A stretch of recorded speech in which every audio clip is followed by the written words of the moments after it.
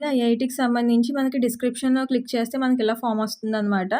So, ఈ ఫార్మ్‌ని click చేసిన తర్వాత మనకిక్కడ మొత్తం డీటెయిల్స్ అన్నీ ఎంటర్ చేయాల్సుంటుంది. ఇక్కడ మనకి నేము, అలాగే ఫాదర్ నేము, ఆహ్, లేకపోతే మదర్ నేము, అలాగే డేట్ ఆఫ్ బర్త్, అలాగే ఇక్కడ మీరు ఏంటి గ్రాడ్యుయేటా? లేకపోతే డిప్లొమా అనేసన్నది ఈ రెండిట్లో ఏదో ఒకటి చూజ్ చేసుకొని ఇక్కడ కేటగరీ మీ క్యాస్ట్ చూజ్ చేసుకోవాలి. చూజ్ చేసుకున్న తర్వాత ఇక్కడ మీరు ఒకవేళ పీడబ్ల్యూడీ క్యాండిడేట్ అయితే యెస్ అని, లేదు అనేసంటే నో అని చూజ్ చేసుకోండి. అలాగే ఇక్కడ మీ అడ్రెస్, ఇక్కడ మీ ఈమెయిల్ ఐడీ, అలాగే మొబైల్ నంబరు, మొత్తం ఇక్కడ ఏదైతే మీరు పెట్టాలనేసి అనుకుంటున్నారో ఆ పర్టిక్యులర్ అంటే ఇప్పుడు మీరు ఫిజిక్స్‌కి సంబంధించి పెట్టాలనేసి అనుకుంటే గనక ఫిజిక్స్ అనేసి ఇక్కడ చూజ్ చేసుకోండి. లేదు అనేసి అంటే గనక ఇక్కడ మీరు కెమిస్ట్రీకి పెట్టాలనేసి అంటే కెమిస్ట్రీకి, లేకపోతే సెంట్రల్ వర్క్ షాప్‌కి పెట్టాలనేసి అనుకుంటే ఇక్కడ ఇలాగా వాటికి చూజ్ చేసుకోండి. చూజ్ చేసుకున్న తర్వాత ఇక్కడ మీ క్వాలిఫికేషన్ అది ఇచ్చేసి, అలాగే ఇక్కడ మీరు ఏ ఇయర్‌లో పాస్ ఔట్ అయ్యారో ఆ ఇయర్ కూడా ఇచ్చేసి, అలాగే ఇక్కడ మీరు టిక్ చేసేసి మీ ఫోటో, అలాగే మీ సిగ్నేచర్ ఈ 2 కూడా ఫైల్స్ ఇలాగా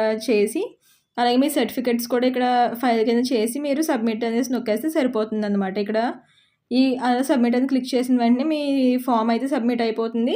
తర్వాత మీకు ఇక్కడ ఏదైతే మీరు ఈమెయిల్ అడ్రెస్ ఇస్తారో ఆ పర్టిక్యులర్ ఈమెయిల్ అడ్రెస్‌కి మీకు కంప్లీట్‌గా తర్వాత ప్రాసెస్ అంతా కూడా మీకు ఈమెయిల్ వస్తుందనమాట.